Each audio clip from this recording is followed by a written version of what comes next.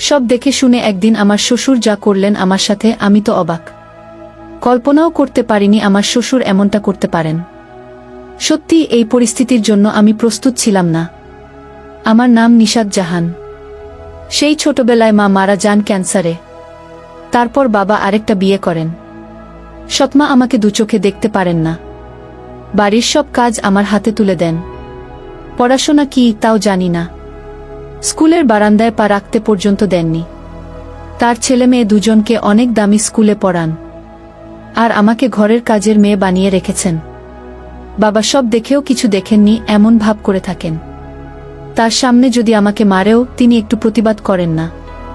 সৎমার অত্যাচার, সৎ ভাইবোনের অত্যাচারে জীবন অতিষ্ঠ হয়ে উঠেছিল আমার। এক সময় মন চাইতো কোথাও চলে যাই, কিন্তু পারতাম না। বাইরের পরিস্থিতি যা, তাতে সাহস হয় না। আমার সৎমা আর সৎ বোন আমাকে খুব হিংসা করে। আমার সৌন্দর্যই তাদের হিংসার কারণ। তাই সবসময় আমাকে নোংরা কাপড় পরতে দেয়, সপ্তাহে একবার গোসল করতে দেয়, যাতে আমার সৌন্দর্য কারো চোখে না পড়ে। বাড়ির 4 দেয়াল ছাড়া বাইরে যাওয়ার অনুমতি নেই। সবার অত্যাচার আর অবহেলায় বড় হয়ে উঠছি আমি। এখন আমার বয়স 22 বছর, কিন্তু বিয়ের কোনো নামগন্ধ নেই কারো মুখে। মাঝে মাঝে বাবা আমার বিয়ের কথা বলেন, কিন্তু আমার সৎমা রাজি হন না। তিনি বলেন, ওকে বিয়ে দিলে বাড়ির কাজ কে করবে? সৎমায়ের কথা শুনে বাবা চুপ হয়ে যান, যদিও মনে মনে খুব কষ্ট পান। এদিকে আমার সৎ বোনের জন্মদিন উপলক্ষে বড় করে পার্টির আয়োজন করা হলো। সবাইকে দাওয়াত দেওয়া হলো। বাবার বড় বোন খালাম্নি জোবায়দা খাতুনকেও দাওয়াত দেওয়া হলো। আমার সৎমা ওনাকে খুব ভয় পায়। বড় খালা আমাকে খুব ভালোবাসেন। ওনার সামনে আমার সৎমা কিছুই করতে পারেন না। যখন বাবার মুখে শুনলেন বড় খালা আসবেন, তিনি খুব ভয় পেয়ে গেলেন। আমাকে বললেন, আজ মেহমান আসবে, তৈরি হয়ে থাক। সেদিন বড় খালা একা আসেননি, সাথে খালু এবং উনার দেবর এসেছিলেন। দেবরের নাম মোশাররফ হোসেন। খালারা 3 ভাই।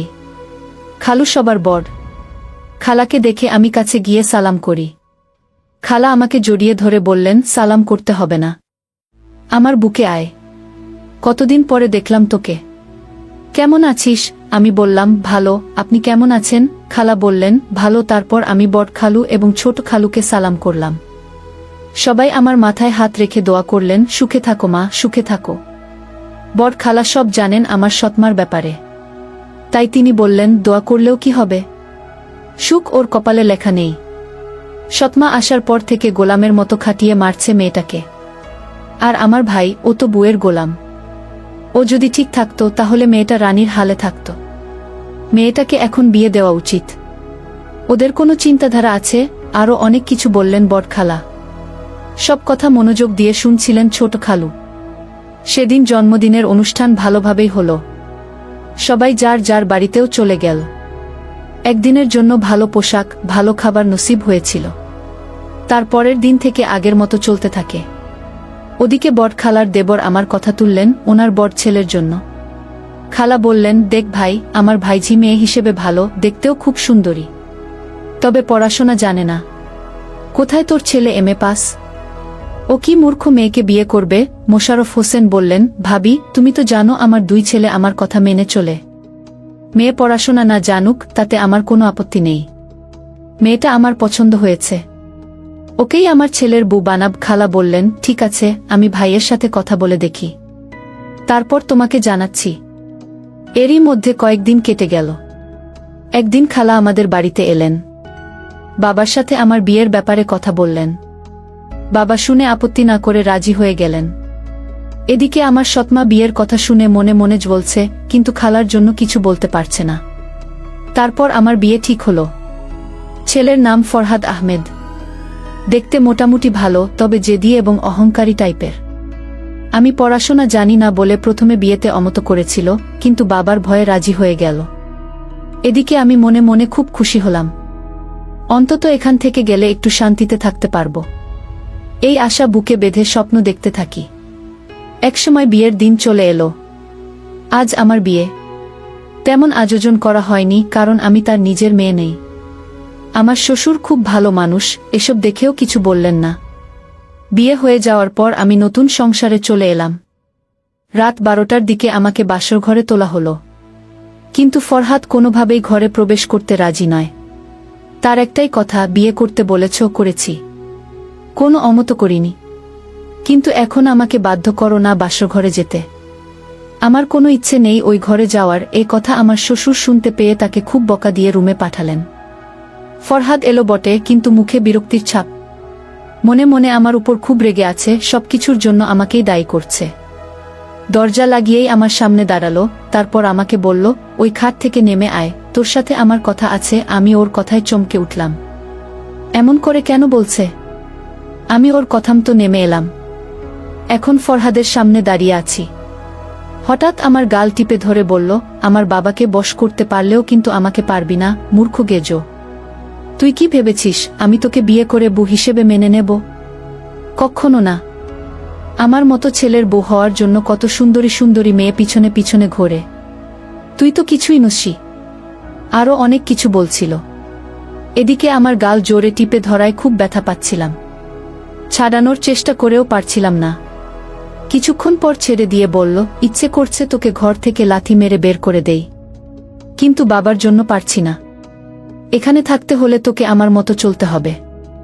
আর একটা কথা কান খুলে শুনে রাখ, এসব কথা বাবার কানে যেন না যায়, তাহলে আমার থেকে খারাপ আর কেউ হবে না। এই বলে রাখলাম। তারপর খাট থেকে একটা বালিশ আমার মুখের উপর ছুঁড়ে মেরে বলে, যেখানে মন চায় সেখানে শুয়ে পড়, তবে খাটে ঘুমানোর চেষ্টা একদম করবি না। এই বলে ফরহাদ শুয়ে পড়ল। আমি বালিশটা কুড়িয়ে নিয়ে কান্নায় ভেঙে পড়লাম। হে আল্লাহ, এ কোনো জন্মের শাস্তি দিচ্ছেন আমাকে? নিজের বাড়িতে সৎমা ভাই বোনের অত্যাচার, আর এখানে স্বামীর অত্যাচার। এত দুঃখ কষ্ট সহ্য করার জন্যই কি পাঠিয়েছেন দুনিয়াতে? জন্মের সময় কেন উঠিয়ে নিলেন না আমাকে? করার মতো আঘাত করছিল। ঘরে চোখ বুলিয়ে দেখলাম কোথাও শোয়ার মতো জায়গা আছে কিনা, কিন্তু কোথাও কিছু চোখে পড়ল না। মেঝেতে ঘুমানোর জন্য একটা মাদুরও চাই, সেটাও নেই। তাই টেবিলের কাছে একটা চেয়ার ছিল, সেটাতে বসে রাত কাটিয়ে দিলাম। ঘুম হয়নি আমার। সারারাত ফরহাদের কথাগুলো কলিজায় ফালি ফালি করার মতো আঘাত করছিল। মনে হচ্ছিল এই পৃথিবীতে যত দুঃখ কষ্ট আছে সব আমার জন্যই লেখা আছে, তাই ভোগ করে যাচ্ছি। একসময় সকাল হলো। চারিদিকে পাখির ডাক, শান্ত মৃদু ঠান্ডা বাতাস শরীরটা জুড়িয়ে দিল। জানালার পাশে বসা ছিলাম। তার একটা কপাট খোলা ছিল। রাতে আসার কারণে বাইরের দৃশ্য উপভোগ করতে পারিনি। এখন চোখ পড়তেই বুঝতে পারলাম বাইরের দৃশ্যটা আমাদের ওখান থেকেও খুব সুন্দর। বাড়ির ভিতরে নানান রকমের ফুলের বাগান, চারপাশে বড় বড় গাছ। পরিবেশটা দেখে মনটা জুড়িয়ে গেল। উঠে ফ্রেশ হয়ে নিলাম। তারপর কাপড় বদলে বসে আছি। কিছুক্ষণ পর দরজায় টোকা পড়ল। কোনো পুরুষকণ্ঠ ফরহাদ নাম ধরে ডাকছে। ফরহাদ তখনও ঘুমাচ্ছে, তাই আমি বাধ্য হয়ে দরজা খুললাম। দরজা খুলতেই দেখি 23-24 বছরের এক যুবক দাঁড়িয়ে আছে। আমাকে দেখে মাথা নিচু করে বলল, গুড মর্নিং ভাবি। ভাইয়া কোথায়? বুঝতে পারলাম এটা আমার দেবর। আমি বললাম, উনি তো ঘুমাচ্ছেন। ছেলেটা বলল, ভাবি, আমার নাম রিফাত আহমেদ। বাবা নাস্তার টেবিলে অপেক্ষা করছেন, তাই ডাকতে এলাম। ভাইজা যখন ঘুমাচ্ছেন, আপনি চলুন আমার সাথে। আমি আর কিছু বললাম না। রিফাতের পিছু পিছু গেলাম নাস্তা করতে। আমার দেবর খুব ভালো, পড়াশোনা ঢাকায় করে। আমাদের বিয়ে উপলক্ষে তাই এসেছিল। আমাকে খুব সম্মান করে। এদিকে দিন দিন ফরহাদ ক্ষিপ্ত হয়ে উঠছে আমার উপর। যখন তখন হাত তোলে আমার গায়ে। আমার শ্বশুর অনেক বোঝানোর চেষ্টা করেন। ফরহাদ বাবার কথা পাত্তা দেয় না। আগে এমন ছিল না। আমাকে বিয়ে করার পর থেকে এমন বেপরোয়া হয়ে গেছে। এর জন্য নিজেকে দায়ী মনে হয়। মাঝে মাঝে এমন বাড়িতে আসে 2-1 সপ্তাহ ছুটি নিয়ে। ঢাকায় পড়াশোনা করার কারণে সব বন্ধু ঢাকায়। এখানে তেমন বন্ধু নেই ওর, তাই বেশিরভাগ সময় বাড়িতে থাকে। রিফাত প্রায় সময় দেখত আমাকে মারছে ফরহাদ। মাঝে মাঝে ছাড়ানোর জন্য এগিয়ে আসত। বেচারা রিফাত ছাড়াতে এসে ভাইয়ের হাতে মার খেত। আমি অনেকবার বারণ করেছি। রিফাত বলে, ভাবি, চোখের সামনে আপনাকে মারছে, কি করে না গিয়ে থাকি বলুন তো? এভাবে চলতে থাকে প্রায় 2 বছর। একদিন রাতে খুব বৃষ্টি হচ্ছিল। ফরহাদ বাসা ছিল। পরীক্ষার কারণে ঢাকায় যায়নি। বৃষ্টির কারণে আমার শ্বশুর খাবার খেয়ে তাড়াতাড়ি শুয়ে পড়লেন। 10টার দিকে ফরহাদ খেয়ে শুয়ে শুয়ে মোবাইল দেখছে। কি দেখছে জানি না, তবে ওর চেহারা দেখে লক্ষণ ভালো মনে হলো না। মনে হচ্ছে খারাপ কিছু দেখছে ফোনে। এমনিতেই তো আমার সাথে কথা বলে না, তাই আমি জিজ্ঞেস করার প্রয়োজন বোধ করিনি। নিজে মাদুর পেতে শুয়ে পড়লাম। সারাদিন কাজ করার ফলে শরীর ক্লান্ত লাগছিল, তাই চোখ বন্ধ করে ঘুমানোর চেষ্টা করছি। ধীরে ধীরে ঘুমের রাজ্যে হারিয়ে যাচ্ছি। হঠাৎ কেউ একজন ঝাঁপিয়ে পড়ল আমার উপর। ব্যাপারটা কি ঘটল বুঝতেই পারলাম না। শুধু এটুকু বুঝতে পেরেছি কেউ আমার সাথে ধস্তাধস্তি করছে। কাঁচা ঘুম ভেঙে যাওয়াতে মনমেজাজ খুব খারাপ ছিল। জোরে ঝাঁপিয়ে পড়ার কারণে বুকে খুব ব্যথা পেয়েছি, খুব যন্ত্রণা হচ্ছে। কিছুক্ষণ সময় লেগে গেল বুঝতে কে এমন করছে। সারা ঘর অন্ধকার ছিল। আমি জোরে ধাক্কা মেরে ফেলে দিয়ে বললাম, কে? ফরহাদ নিজেকে সামলে নিয়ে বলল, আমি। আমার আর বুঝতে বাকি রইল না। ফরহাদ এমন করছে আমার সাথে, কিন্তু কেন? আমাকে বললেই তো পারত আমি ওর বিবাহিতা স্ত্রী। আমার সবকিছু ওর, তাহলে জোর জবরদস্তি করার কি প্রয়োজন? আর ভাবার সুযোগ পেলাম না। ফরহাদ আবার ঝাঁপিয়ে পড়ল আমার উপর। ওর প্রতিটি স্পর্শ যন্ত্রণাদায়ক মনে হচ্ছিল। সারা রাত পশুর মতো বারবার নিষ্পেষণ করেছে আমাকে। বাধা দিতে চেয়েছিলাম অনেকবার, কিন্তু পেরে উঠিনি। যতবার বাধা দিয়েছি ততবার ওর লোহার মতো হাতের থাপ্পড় খেয়েছি। তাতে আমার ঠোঁট ফেটে গেছে, দুই গালে আঙুলের দাগ স্পষ্টভাবে ফুটে উঠেছে। ভোরের দিকে ছেড়ে দিল। একটা মানুষ নিজের ক্ষুধা নিবারণের জন্য এতটা অমানুষ হতে পারে, তা ওকে দেখে বুঝলাম।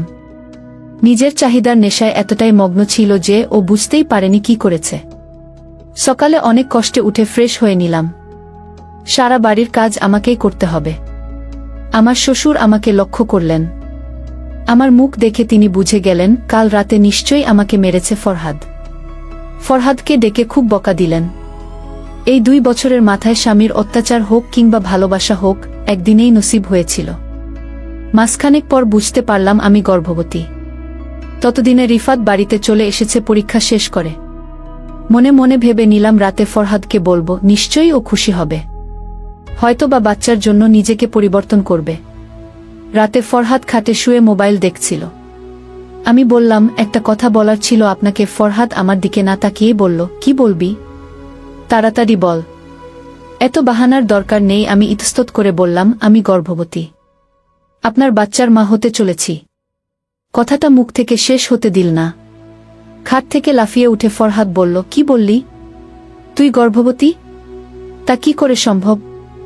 বিয়ে হওয়ার পর থেকে আমি তোকে ছুঁয়েও দেখিনি। হ্যাঁ, হয়তো একদিন আমি নিজেকে কন্ট্রোল করতে না পেরে তোর সাথে সঙ্গম করেছি। একদিনের মিলনে কেউ কি গর্ভবতী হয়? এবার আমার চুলের মুঠি ধরে বলল, সত্যি করে বল। কার বাচ্চা পেটে নিয়ে আমার বাচ্চা বলছিস? কার সাথে নষ্টামি করেছিস? বাইরে তো যেতে পারিস না। তাহলে নিশ্চয়ই ঘরে কাউকে ডেকেছিস। সত্যি করে বল, এ বাচ্চার বাপকে? আচ্ছা, এমনটা নয় তো তুই আমার ছোট ভাইয়ের সাথে ফষ্টিনষ্টি করছিস? সারাদিন আমি অফিসে থাকি, বাবা অসুস্থ, সারাদিন রুমে বসে থাকে। বাড়িতে তুই আর আমার ভাই। কোথাও এমনটা না তো ওর সাথে তোর অবৈধ সম্পর্ক আছে? আমার তো মনে হচ্ছে এ বাচ্চার বাপ রিফাত। সত্যি করে বল পোড়ামুখী, কোথায় গিয়ে মুখ পড়েছিস? এই বলে আমাকে খুব মারল। শেষমেশ প্যান্টের বেল্ট খুলে আরও মারল। এদিকে আমি মেঝেতে লুটিয়ে পড়ে আর মেরো না, আর মেরো না বলে চিৎকার করে যাচ্ছি। আমার চিৎকার শুনে রিফাত এবং বাবা দুজনে ছুটে আসেন, কিন্তু দরজা বন্ধ। বাবা বললেন, দরজা খোল ফরহাদ, তা না হলে ভালো হবে না। আর একটা মার যদি বউয়ের গায়ে পড়ে তাহলে কিন্তু তোর খবর আছে। ভালোই ভালো, দরজা খুলে দে। ফরহাদ গিয়ে দরজা খুলে দিল। ঘরে প্রবেশ করে আমার শ্বশুর ফরহাদকে 2 থাপ্পড় মারলেন। বাবার হাতে মার খেয়ে ফরহাদ রাগে অপমানে ফুঁসতে লাগল। বাবা বললেন, বিয়ের পর থেকে মেয়েটার উপর কম অত্যাচার করিসনি তুই। তারপরও আমি মুখ বুজে দেখে গেছি, কিচ্ছু বলিনি। ভেবেছি হয়তো একদিন ঠিক হয়ে যাবে, কিন্তু না, দিন দিন অত্যাচার বেড়েই চলেছে মেয়েটার উপর। তুই কি মানুষ না জানোয়ার? বাবার কথায় আর চুপ থাকতে পারল না ফরহাদ। সে বলল, বাবা তুমি জানো না ও কি কাণ্ড করেছে? জানি না কার সাথে অবৈধ সম্পর্ক করে গর্ভবতী হয়েছে, কার বাচ্চা পেটে নিয়ে আমার বাচ্চা বলছে। বিয়ে হয়েছে পর্যন্ত আমি ওর সাথে শারীরিক সম্পর্ক করিনি, আর এখন বলছে ওই বাচ্চার বাপ নাকি আমি। আমার তো মনে হচ্ছে রিফাতের সাথে ওর অবৈধ সম্পর্ক আছে। এই বাচ্চার বাপ রিফাত হবে। ফরহাদের কথায় ঘরের ভেতর বিষণ্ণতা নেমে এলো। কারো মুখে কোনো কথা নেই। রিফাত লজ্জায় মাথা উঁচু করে দাঁড়াতে পারছে না। রিফাতের চোখ দিয়ে টপটপ করে অশ্রু গড়িয়ে পড়ছে। আর মনে মনে ভাবছে, ভাইজা এটা কি করে বলতে পারল? ভাবিকে আমি কখনোই খারাপ চোখে দেখিনি। অবৈধ সম্পর্ক তো অনেক দূরের কথা। উনাকে আমি সম্মান দিয়েই এসেছি সবসময়। ভাইয়ার ব্যাপারে উনাকে অনেক বুঝিয়েছি। আর ভাইয়া কিনা আমার নামে এত বড় অপবাদ দিল। সত্যি বলেন প্রবীণরা, যার জন্য করি চুরি সেই বলে চোর। হায়রে দুনিয়া! এদিকে আমি লজ্জায় মাথা উঁচু করতে পারছি না। আমার শ্বশুর পাথরের মূর্তির মতো দাঁড়িয়ে কোনো প্রতিউত্তর করছেন না। বাবা কিছু বলছেন না দেখে ফরহাদ আরও প্রশ্রয় পেয়ে বলল, আমি জানতাম এ মেয়েটা খারাপ, তাই তো বিয়ে হচ্ছে না। সৎমা এমনি ওকে মারত না, খারাপ দেখেই মার খেত। জানি না বিয়ের আগে কতজনের সাথে মেলামেশা করেছে, তার কোনো পাত্তা নেই। এমন মেয়েকে ঘোল ঢেলে মাথা কামিয়ে বের করে দেওয়া উচিত। এবার আমি আর চুপ থাকতে পারলাম না। উঠে এসে কষে একটা থাপ্পড় মারলাম ফরহাদের গালে। তারপর বললাম, এতক্ষণ ধরে শুনে যাচ্ছি একটার পর একটা অপবাদ দিয়েই যাচ্ছেন। কেন? আমি কি মানুষ নই? আমার শরীরে কি রক্তমাংস নেই? সেদিন রাতে কুকুরের মতো ঝাঁপিয়ে পড়ে আমার এই শরীরটাকে ছিঁড়ে ছিঁড়ে খেয়েছেন। পশুর মতো আচরণ করেছেন সারা রাত। বাধা দেওয়াতে থাপ্পড় মেরে রক্তাক্ত করেছেন আমাকে। এত তাড়াতাড়ি ভুলে গেলেন মাসখানেক আগের কথা? আমার এই পরিস্থিতি দেখে বাবা আপনাকে খুব বকেছিলেন, মনে নেই? আমার শ্বশুরের মনে পড়ে গেল সব কথা। আমি আরও বললাম, আপনার লজ্জা করে না নিজের সন্তানকে অন্যের সন্তান বলে চালাতে? যে ভাইয়ের উপর দোষ চাপাচ্ছেন সে আপনার মতো পশু নয়। মানুষকে কিভাবে সম্মান দিতে হয় অন্তত সেটা জানে সে, যেটা আপনি জানেন না। এতদিন সব অত্যাচার মুখ বুজে সহ্য করেছি, কোনো প্রতিউত্তর করিনি। এখন আপনি আমার নিষ্পাপ বাচ্চাটাকেও ছাড়ছেন না। আমার কথা পুরোপুরি শেষ হলো না। তার আগেই আমার শ্বশুর বললেন, বৌমা চুপ হয়ে যাও। তারপর ফরহাদকে বললেন, তুই বল কি চাস? ফরহাদ বলল, ওর সাথে সংসার করতে পারব না, ওকে ডিভোর্স দিতে চাই। বাবা বললেন, ঠিক আছে তাই হোক। বাবা আর ফরহাদের কথা শুনে আমি মাথায় হাত দিয়ে বসে পড়লাম। কি বলছে এরা? আমাকে ডিভোর্স দিলে আমি যাব কোথায়? বাবার বাড়িতে যেতে পারব না। সৎমা আমাকে ঘরে জায়গা দেবে না। কিছুই বুঝতে পারছি না। বাবা রিফাতকে বললেন, তুই আমার সাথে আয়। এই বলে বাবা আর রিফাত আমার খালার বাড়ি গেলেন। সেখানে তাদের মধ্যে কি কথা হয়েছে আমি জানি না। 2 দিন পর ফরহাদ আমাকে ডিভোর্স দিল। বাবা আমাকে বললেন, তোকে আমি ছেলের বউ বানিয়ে নিয়ে আসিনি, নিজের মেয়ে করেই এনেছি। আমাকে বাবা ডাকিস। সব বাবাই মেয়েদের ভালো চায়। ফরহাদ তোকে ডিভোর্স দিয়েছে, তাতে দুঃখ করিস না। তোর জন্য ভালো কিছু লিখে রেখেছেন আল্লাহ। অপেক্ষা কর। আজ থেকে তোর খালার বাড়িতে থাকবি, যতদিন না তোর ডেলিভারি হচ্ছে। ফরহাদ অস্বীকার করেছে এটা ওর সন্তান না, এটা রিফাতের সন্তান। তাই আজ থেকে এর দায়িত্ব রিফাত নেবে।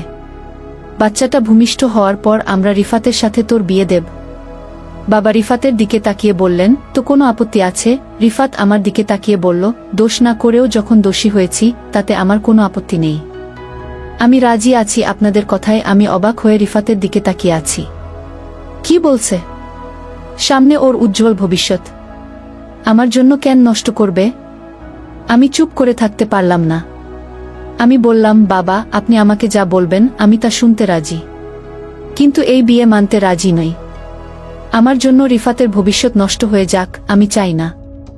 তাই বাবা আপনার কথা ফিরিয়ে নিন। আমার কথায় সবাই অবাক হলেও কিন্তু তাদের কথা নড়ল না। বাচ্চা ডেলিভারি হওয়ার পর রিফাতের সাথে আমার বিয়ে হবে। রিফাত বলল, আমি ওর সাথে একা কথা বলতে চাই। এই কথা শুনে সবাই উঠে চলে গেল। এখন শুধু রিফাত আর আমি বসে আছি একা ঘরে। রিফাত উঠে এসে আমার পাশে বসল। কিছুক্ষণ নীরবতা থেকে বলল, আমি জানি ভাইয়াকে তুমি অনেক ভালোবাসো, তাই আমাকে বিয়ে করতে চাইছ না। যে বাচ্চাটা ভাইয়ার সেটা এখন আমার বাচ্চা হয়ে গেছে। তাই আমি বাধ্য হয়েই তোমাকে বিয়ে করতে চাইছি না, বরং আমি সানন্দে তোমাকে বিয়ে করতে চাই। আমার কোনো আফসোস নেই, বরং গর্ব হচ্ছে যে তোমাকে একটা নতুন জীবন দিতে পারবো। সুখে শান্তিতে এক মুঠো ভাত তোমার মুখে তুলে দিতে পারবো। আর আমার বাচ্চা, আমরা দুজনে মিলে ওকে মানুষ করব। ওর কথা ভেবেও যদি হয় তাহলে বিয়েতে রাজি হয়ে যাও। রিফাতের কথা শুনে আমার চোখ দিয়ে জল পড়ছে। আমি বললাম, এটা কি করে সম্ভব? আমি তো পড়াশোনা জানি না, তুমি স্নাতকোত্তর সম্পন্ন করেছ, চাকরির জন্য আবেদন করেছ। ইনশাআল্লাহ ভালো চাকরি পেয়ে যাবে। আমার থেকেও ভালো মেয়ে পাবে তুমি। আমাকে বিয়ে করে তোমার জীবনটা নষ্ট করো না। রিফাত বলল, কে বলেছে আমি আমার জীবন নষ্ট করছি? আমি তো মনে করি তোমাকে পেলে আমি স্বর্গ হাতে পাব। তোমার মতো খাঁটি মনের মানুষ এই পৃথিবীতে আছে কিনা জানি না। জানি না ভাইয়ার কেন চোখে পড়ল না তুমি।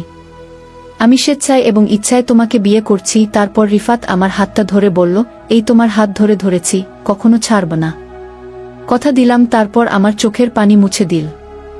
দেখতে দেখতে ডেলিভারির সময় চলে এলো। আমার ফুটফুটে একটা ছেলে হলো। সবাই খুশি। ফরহাদ তখনও নিজের বাচ্চা বলে পরিচয় দিতে চায় না, তাই আমার শ্বশুর রিফাতের সাথে আমার বিয়ে দিলেন। এতদিনে রিফাতের চাকরিও হয়ে গেছে, ভালো মাইনের বেতন। বিয়ের পর সে চাকরিতে যোগ দেয়, তাই আমাদের বাসর হয়নি। আমি বাচ্চা হওয়ার কারণে অসুস্থ ছিলাম। প্রায় 2 মাস পর ছুটি নিয়ে রিফাত বাড়িতে আসল। আজ আমাদের বাসর রাত, কিন্তু ঘর সাজানোর জন্য কেউ নেই। রিফাত নিজেই পুরো ঘর সাজাল। আজ আমি নিজে সেজেছি রিফাতের জন্য।